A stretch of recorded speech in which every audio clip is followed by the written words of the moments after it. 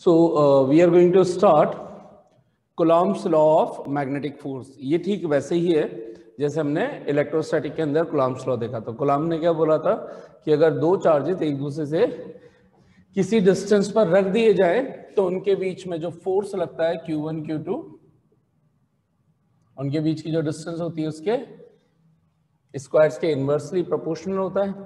सो ठीक ऐसे ही यहाँ पर मैग्नेटिक फोर्स है। तो लेट्स सपोज हमने बोल दिया कि कोई दो पोल हैं और उनको हमने नाम दे दिया है QM1 और QM2। ठीक है, लेट मैग्नेटिक पोल स्ट्रेंथ, तो बहुत सी बार केवल मैग्नेटिक पोल्स बोल दिया जाएगा, मैग्नेटिक पोल स्ट्रेंथ बोल दिया जाएगा, या सिर्फ पोल स्ट्रेंथ बोल दिया जाएगा।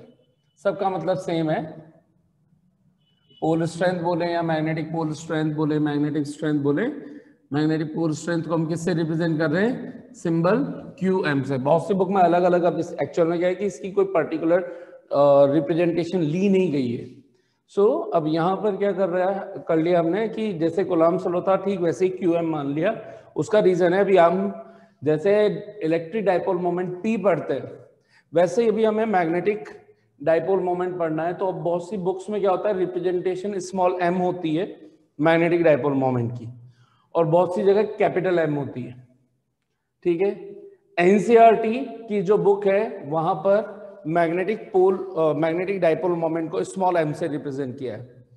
जिन बुक में कैपिटल M से करते हैं तो उसमें वो m पोल स्ट्रेंथ को मान लेते हैं, तो फिर थोड़े से कंफ्यूजन हो जाते हैं। तो मैं NCERT की नोटेशन को लेते हुए कि हाँ भाई m को हम डाइपोल मोमेंट मानेंगे, तो उसके हिसाब से फिर मैंने पोल स्ट्रेंथ को m ना लिख करके QM मान ली।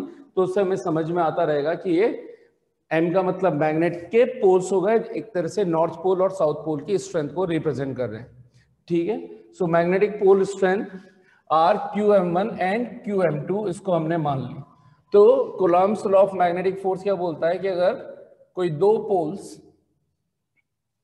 चाहे वो दो डिफरेंट मैग्नेट के हों, दो इनफैक्ट डिफरेंट मैग्नेट के ही होंगे, अगर वो एक दूसरे से r डिस्टेंस पर रखे हुए हों, डिपेंडिंग ऑन, चाहे वो लाइक पोल्स हो, यानी कि नॉर्थ नॉर्थ पोल हो, north south pole, opposite pole हो, उससे फर्क नहीं पड़ रहा, इनके बीच में फोर्स ऑफ अट्रैक्शन या रिपल्शन लगेगा।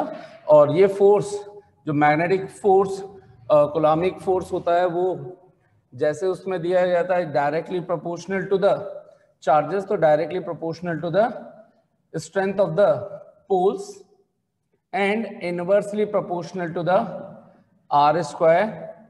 Fm is directly proportional to QM1 QM2। तो आपको याद रखने में भी और समझने में भी आसानी रहेगी इसके लिए। ठीक है, जब भी प्रोपोर्शनैलिटी का साइन हटाते हैं एक कांस्टेंट आता है, तो वहां पर Q1 Q2 upon r square में कांस्टेंट आता था K, और K की वैल्यू होती थी K QM1 M2 upon r square. और यहां पे लिख रहे हैं where K is proportionality constant, और इसकी वैल्यू जैसे अगर इलेक्ट्रोस्टैटिक फोर्स होता तो वहां होता था 1/4πε0।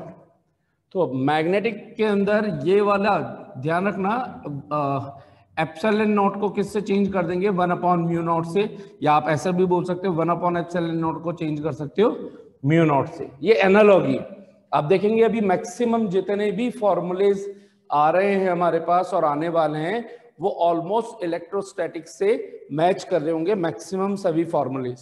तो उनके बीच में एक अच्छी खासी एनालॉजी बैठेगी, ठीक वैसे जैसे रोटेशनल मोशन और लीनियर मोशन में बैठती है। तब देखिए यहाँ पे अगर मैं 1/ε0 की जगह मैग्नेट की बात कर रहा हूँ तो यहाँ पे क्या रख दूंगा? μ0। तो ये K की वैल्यू क्या बनेगी? μ0 upon 4π। This is the K। So हमारे पास अगर फॉर्मूला बोले तो क्या बन रहा है? μ0 upon 4π QM1 QM2 upon r square. This is called what? Coulomb's law of magnetic force. μ0 upon 4π QM1 into QM2 upon r square.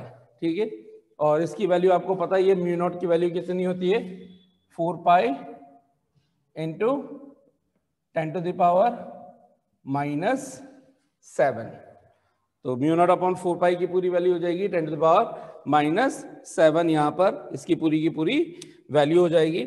और एक और यूनिट म्यू नॉट की होती है हेनरी पर मीटर। हेनरी पर मीटर, वहां पे हमने टेस्ला मीटर पर एम्पियर लिखा था। एक और यूनिट होती है ना, एक यूनिट तो लिखी थी टेस्ला मीटर पर एम्पियर, एक लिखी थी वेबर पर मीटर पर एम्पियर, ये दूसरी यूनिट थी म्यू नॉट की, और थर्ड यूनिट हेनरी पर मीटर। ठीक है, सो आपको ये भी यूनिट ध्यान में रखनी है कि भाई हेनरी पर मीटर भी होती है इसकी यूनिट, किसकी, म्यू नॉट की। ठीक है साहब, so this is the Coulombic law of magnetic force. अगर हमें मान लीजिए डिफाइन करना है कि define what is unit pole strength, कि यूनिट पोल स्ट्रेंथ को डिफाइन कीजिए, तो आप कैसे डिफाइन करेंगे यूनिट पोल स्ट्रेंथ को? How you will define the unit pole strength? So to define unit pole strength, अब यहां पे समझ में आ गया होगा, अब केवल मैंने पोल स्ट्रेंथ लिखा है या मैग्नेटिक पोल स्ट्रेंथ लिखी है, बात एक ही। इसका मतलब वन यूनिट मैग्नेटिक पोल रखने के लिए या इसको डिफाइन करने के लिए कैसे करें, तो पहले फिर से हम फॉर्मूला देखें। Since we have the formula F is equals to mu not upon 4 pi Q m1 Q m2 upon R square. ठीक है, व्हेन, अब मुझे किसकी चाहिए, 1, तो ये वैल्यू कितनी होनी चाहिए, यूनिट का मतलब 1। So when QM1 QM2 both are unity 1 and R is equals to 1 meter, then F will be is equals to mu naught upon 4 pi, answer will be in newton, क्योंकि force है, force की unit तो Newton ही रहेगी। Mu not upon 4 पाई, ये कितना हो जाएगा 10⁻⁻7, क्योंकि म्यू नॉट की वैल्यू 4 पाई इंटू 10⁻⁻7 होती है, तो 10⁻⁻7 हेनरी पर मीटर हो गया। तो ये रख दिया 10⁻⁻7 न्यूटन। इसका मतलब जब हमने QM1 मैग्नेटिक पोल स्ट्रेंथ को यूनिटी लिया और यूनिट डिस्टेंस पे रखा, तो जो फोर्स लग रहा है वो है 10⁻⁻7 न्यूटन। तो हम इसको कैसे डिफाइन कर सकते हैं, the unit pole strength is defined as that pole strength when a 10⁻⁻7 Newton of force is being experienced by the magnetic poles when they are kept at unit distance, 1 meter distance.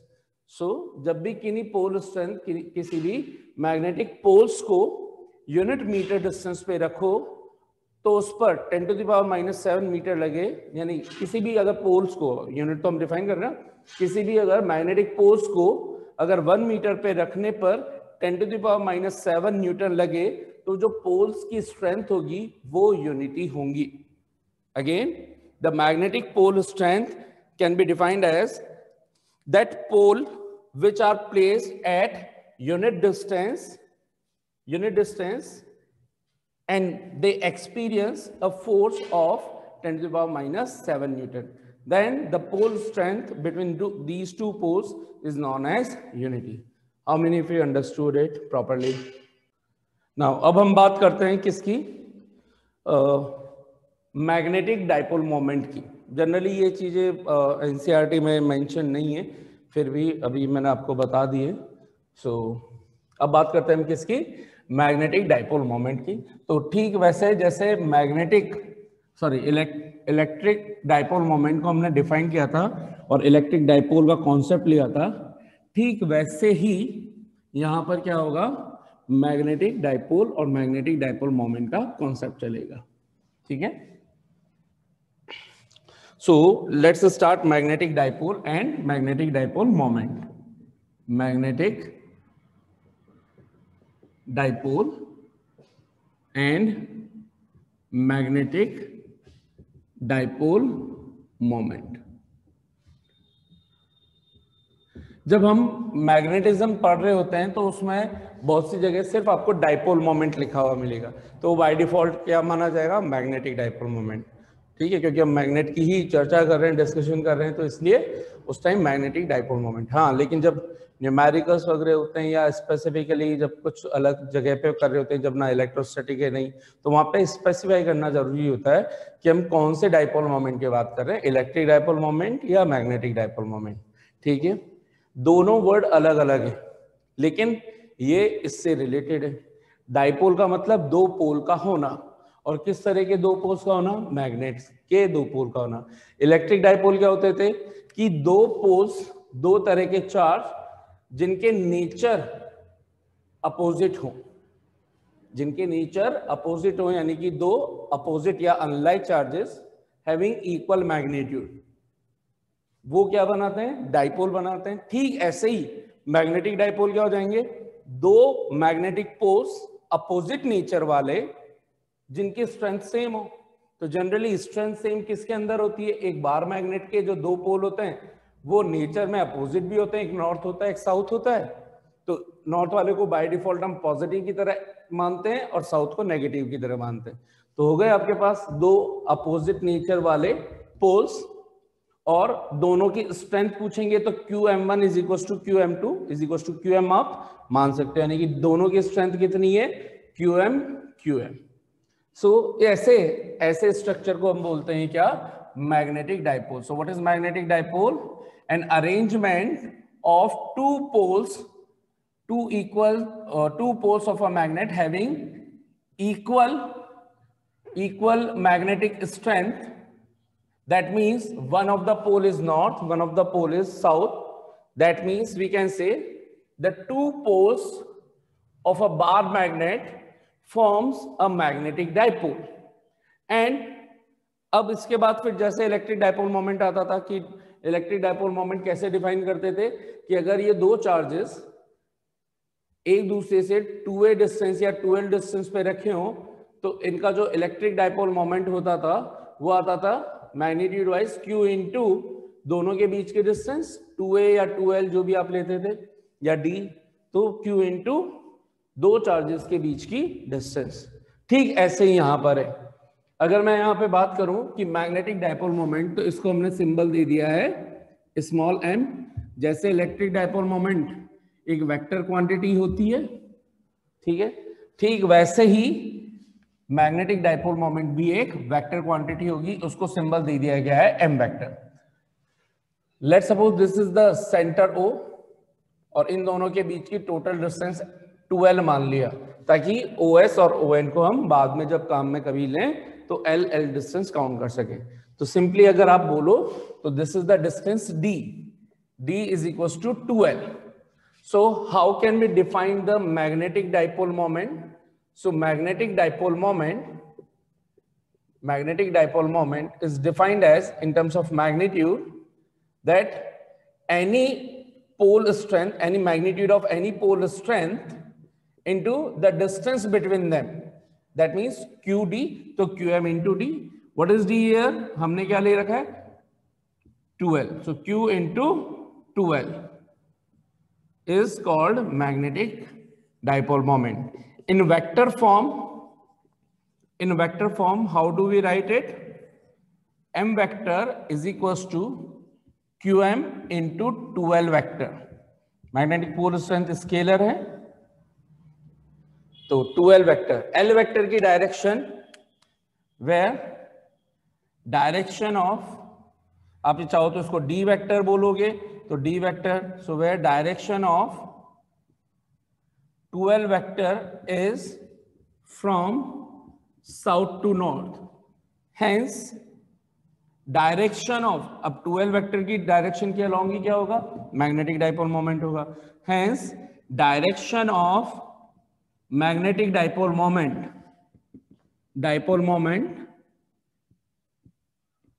Moment will be from south to north. फिर से यहां पे analogy देखिए, यहां पर minus से plus की तरफ होता है कौन, या इधर मैं माइनस लिख देता हूं या प्लस कर देता हूं, माइनस से प्लस की तरफ कौन होता है, इलेक्ट्रिक डाइपोल मोमेंट, जबकि इलेक्ट्रिक फील्ड किधर होता है, प्लस से माइनस। ठीक वैसे ही यहां पर अगर मैग्नेटिक फील्ड की डायरेक्शन पूछते तो हम किधर, किस डायरेक्शन के अलोंग बताते हैं, नॉर्थ से। नॉर्थ और साउथ के बीच में बनानी होती है, तो अभी तक हमने देखा ही था कि दो मैग्नेट रखते थे, हर बार हमने डायग्राम बनाया तो नॉर्थ से साउथ की तरफ ही एरो बनाए। सो मैग्नेटिक फील्ड की direction always from north to south, magnetic dipole moment की डायरेक्शन साउथ टू नॉर्थ। ठीक वैसे जैसे इलेक्ट्रिक डाइपोल मोमेंट में चल रहा है, बिल्कुल सेम एनालॉजी, फॉर्मूला वगैरह ऑलमोस्ट सिमिलर तरीके से यहां पर डेराइव हो रहे हैं। तो this is the magnetic dipole moment. तो ये इसका आपका हो जाता है क्या, फॉर्मूला। ठीक, कितनों को समझ में आ गया ये? सो यूनिट, अब जब डायरेक्शन निकाल लिए तो ऐसा यूनिट की बात कर लें। सो ऐसा unit of magnetic dipole moment is ampere metre square. ठीक है, एम्पियर मीटर स्क्वायर, क्योंकि इसका एक बेसिक फॉर्मूला क्या होता है, M is equal to I into A, current into area. और एक और बाद में देखेंगे, एक और होता है जूल पर टेस्ला, जूल पर टेस्ला। ठीक है, सो ये भी इसी का फॉर्मूला होता है। जल्दी से आप लोग इसका डायमेंशनल फॉर्मूला फाइंड करके बताएं क्विकली। तो डायमेंशनल फॉर्मूला क्या हो जाएगा यार, देखो ना, एम्पियर करंट तो अपने आप में फंडामेंटल क्वांटिटी है ही, मीटर स्क्वायर। सो अगर आपसे पूछा जाए dimensional formula of magnetic dipole moment, mass है नहीं m0, लेंथ है कितनी 2 की, तो ये क्या हो रहा है L2, या पहले इसको ऐसे लिख देता हूं, एम्पियर का A1 मीटर स्क्वायर का L2, प्रॉपर तरीके से लिख दें तो m0 L2 T0 A1। This is the dimensional formula and this is the SI unit of magnetic dipole moment. ठीक है साहब, याद रहेगा आप लोगों को, है ना? ओके, ठीक है, बहुत बढ़िया। तो क्लियरली इस फॉर्मूले से हमें क्या पता चल चुका है कि अगर हमें QM पोल स्ट्रेंथ की SI यूनिट लिखनी हो, SI टर्म्स में, फंडामेंटल यूनिट्स की टर्म्स में, तो वो कितना हो जाएगा, M/12, और ये कितना बन जाएगा, एम्पियर मीटर, क्योंकि ampere metre square upon metre ampere metre. ठीक है साहब?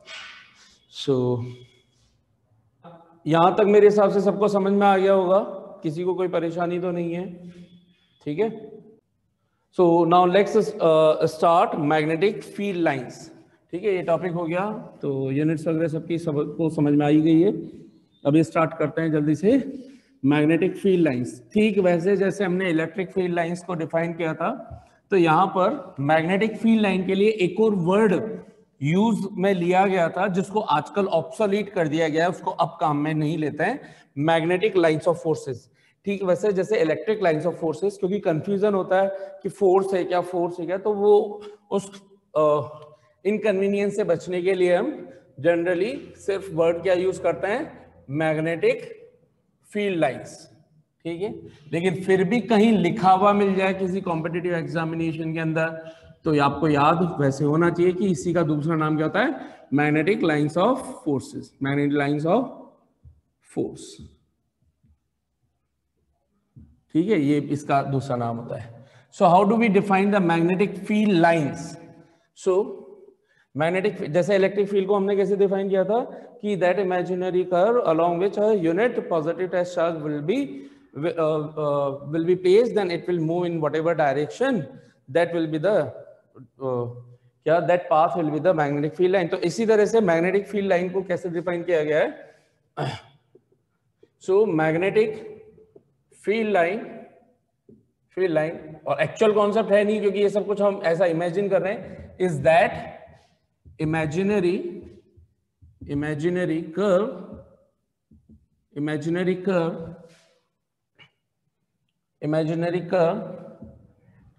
tangent to which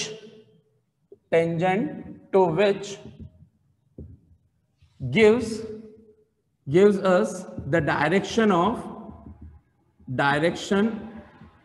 of magnetic field at that point. कहने का मतलब है कि मैग्नेटिक फील्ड लाइन एक वो इमेजिनरी कर्व है जिसके किसी पॉइंट पर अगर आप टेंजेंट ड्रॉ कर दो तो वो उस पॉइंट पर, उस जगह पर, उस पॉइंट पर मैग्नेटिक फील्ड की डायरेक्शन को रिप्रेजेंट करेगी। ऐसा इमेजिनरी कर्व जिसका टेंजेंट हमें क्या प्रोवाइड करवाएगा, मैग्नेटिक फील्ड की डायरेक्शन किसी पर्टिकुलर गिवन पॉइंट पर, as well as that path along which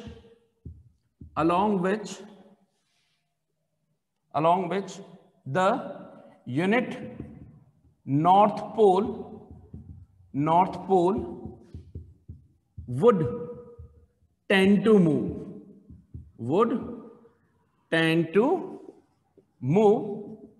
if free to do so। ये कंप्लीट इसकी डेफिनेशन हो गई साहब। तो इससे ये सारी चीज कवर हो जाएगी। अब देखिए ये जो मैंने बनाया है कि ये अगर एक लाइन बना दी, कर्व बना दिया, तो एक ऐसा इमेजिनरी कर्व है जिसके किसी भी पॉइंट पर अगर टेंजेंट ड्रॉ कर दी जाए तो वो हमें मैग्नेटिक फील्ड की डायरेक्शन को बताएगा। और इसका जो पाथ है वो पाथ बन जाएगा अगर इस कर्व के अलोंग में किसी नॉर्थ पोल को इमेजिन कर लूं कि इस पर रख दिया जाए, तो नॉर्थ पोल जिस पाथ को ट्रेस करेगा, जैसे ये नॉर्थ पोल है, मान लीजिए ये नॉर्थ पोल की डायरेक्शन है, नॉर्थ पोल अगर किसी पाथ को इस तरीके से ट्रेस कर रहा है तो इसका जो लोकस है या जो इस पाथ की ट्रेसिंग है, यही हमें क्या बता रहा है, मैग्नेटिक फील्ड लाइन को बता रहा है। और इसके पर्टिकुलर किसी पॉइंट पर अगर मैग्नेटिक फील्ड की डायरेक्शन चाहिए तो आप उस जगह पर क्या ड्रॉ कर देंगे, एक टेंजेंट, वो उस पॉइंट पर मैग्नेटिक फील्ड की डायरेक्शन को बता देगा। ये सब क्योंकि एक इमेजिनरी कॉन्सेप्ट है, एक्चुअल में दिखती नहीं है, तो इसलिए इमेजिनरी वर्ड मैंने लिख रखा है। जनरली बुक्स में एस्केप किया हुआ होता है इमेजिनरी वर्ड को, है ना। पहले तो मैं इसमें एक और चीज बोलता था, नॉन एंगुलर, लेकिन उसमें कर्व का मतलब ही नॉन एंगुलर होता है, शार्प टर्न नहीं होना चाहिए। कहने का मतलब बहुत से लोग पहले बोलते थे कर्व में अगर हम ऐसे ले लें तो कहने का मतलब शार्प टर्न नहीं होना चाहिए। शार्प टर्न अगर होगा तो क्या हो जाएगा, इस पॉइंट पर इसके रेस्पेक्ट में देखो तो डायरेक्शन ही हो जाएगी, इसके रेस्पेक्ट में डायरेक्शन ही हो जाएगी टेंजेंशियल, एक ही पॉइंट पर दो डायरेक्शन, तो हम इसको बोलते थे non angular curve. So magnetic field line is that imaginary non-angular curve tangent to which will give us the direction of the magnetic field at that point, as well as the path along which the unit north pole would tend to move, or it will trace, if free to do so, will give us the magnetic field line path। ठीक है, तो ये इसकी definition. I hope समझ में आ गई होगी। कितनों को समझ में आ गई मैग्नेटिक फील्ड लाइन की डेफिनेशन? अच्छा, इसकी 4-5 प्रॉपर्टीज जो होती हैं वो आपको जैसे इलेक्ट्रिक फील्ड लाइन की होती है, बस इसके अंदर एक दो जगह पे कुछ चेंजेस आ जाते हैं। फर्स्ट प्रॉपर्टी की बात करूं तो कोई भी लाइन इंटरसेक्ट नहीं कर सकती, दो लाइन इंटरसेक्ट नहीं कर सकती। No two magnetic field line can intersect और cross each other. If they do so then there will be two directions of magnetic field which is impossible at a point। no two direction can exist। भगवान नहीं है तो ऐसा नहीं हो सकता कि एक ही पॉइंट पर दो जगह पर मैग्नेटिक फील्ड की डायरेक्शन आ जाए। दूसरा, तो इसका मतलब ये हो गया अगर इंटरसेक्ट नहीं कर सकती, that means whatever will be the shape, always the magnetic field lines will be parallel to each other, whether they are straight, they are curved, they will be parallel, they can never intersect। second point की बात करूं, they always forms a closed loop। जबकि electric field में क्या होता था, open loop बनाते हैं, है ना।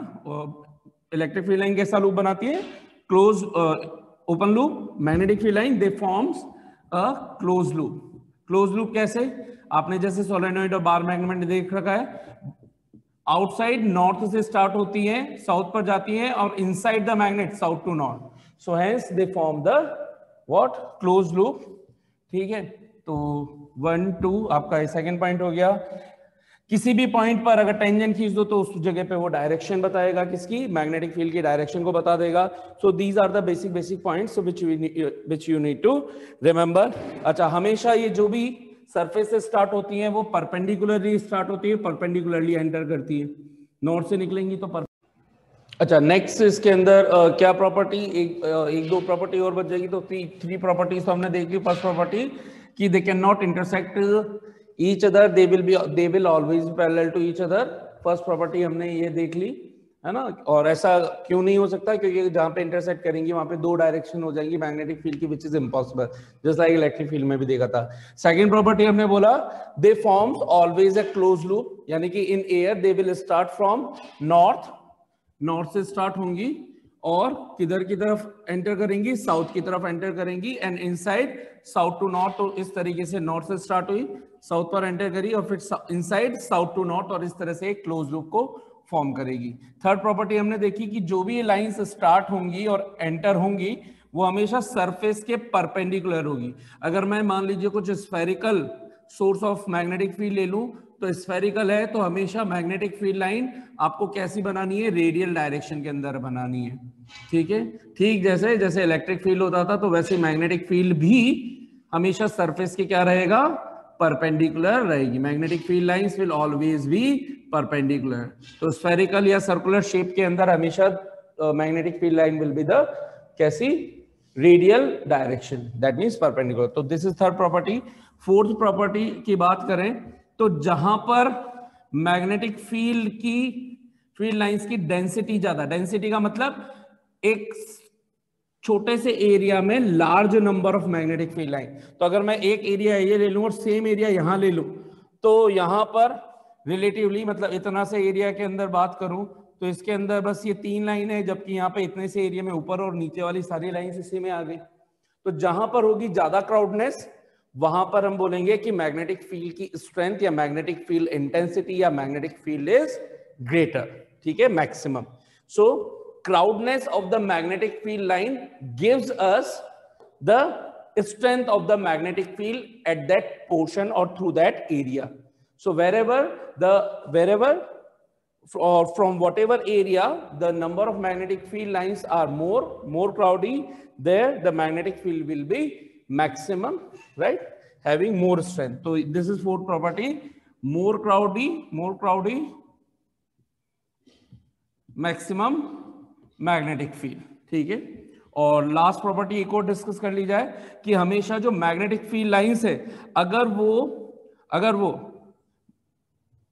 लेंथ वाइज कॉन्ट्रैक्ट हो रही हैं ऐसे, तो दे शो अट्रैक्शन प्रॉपर्टी, और अगर वो लेंथ वाइज ऐसे मतलब साइड वाइज जा रही है तो इट शोज क्या, रिपल्सिव प्रॉपर्टी। ये भी ठीक वैसे ही है जैसे किसमें हमने देखी थी, इलेक्ट्रिक फील्ड लाइंस के अंदर कैसे देखी थी कि जैसे चार्ज से निकलती थी तो ऐसे ये मैग्नेटिक फील्ड लाइन हो गई। अब मान लीजिए एक नॉर्थ है और एक साउथ है, तो ये जो है ये नॉर्थ से साउथ अपनी तरफ लेकर के चला गया, ये वाली जानी चाहिए थी ऐसे, ठीक है, लेकिन ये इसकी तरफ इस तरीके से हो गई, ये बैंड हो गई, ये कॉन्ट्रैक्ट हो रही है। जबकि अगर नॉर्थ और नॉर्थ होता तो ये देखिए नॉर्थ और नॉर्थ होता तो कैसे होती, ये नॉर्थ तो और ये नॉर्थ जानी चाहिए थी ऐसे, लेकिन ये दोनों एक दूसरे पर रिपल्सिव फोर्स लगाएंगे तो ये साइड वाइज बैंड हो जाएंगी।